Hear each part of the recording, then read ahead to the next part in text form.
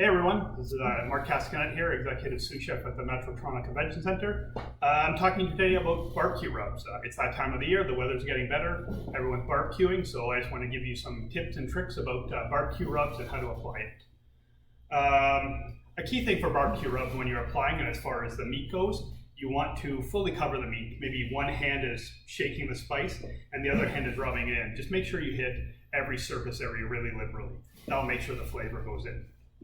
As far as duration, probably 15 minutes to 2 hours is a good time frame as far as like when you want to put the rub on before.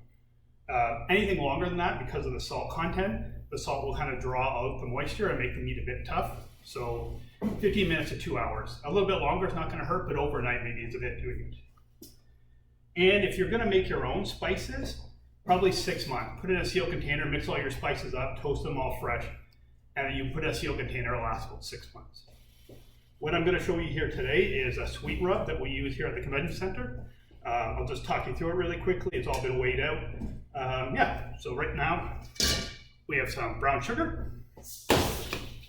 And as you get better, this is salt. As you get better at your rub makings, you can kind of personalize them using a rough base of equal parts sugar and salt. Then you can mix the flavorings around. But continuing on, that was brown sugar and salt. This is white sugar. We have some sweet paprika. This is smoked paprika. Dry oregano. Just gonna keep on moving around here. We have some ground coriander seeds that have been toasted and then ground. This is cayenne pepper. Each of these ingredients really lends a little flavor to make it a well-rounded mix. This is garlic powder.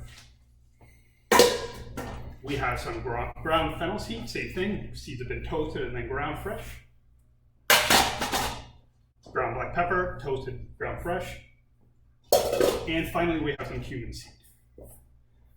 So as much as a lot of the work goes into weighing them out ahead of time, once you have them already, you see how quickly it comes together. You can make a very large batch like that. And as I said, it'll last about 6 months. So just make sure you mix it really thoroughly.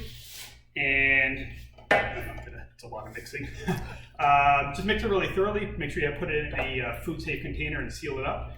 And it'll last you the whole season. Make a big batch at the start of the season. It'll last you your whole barbecue season. I think that's about it. Thanks for watching.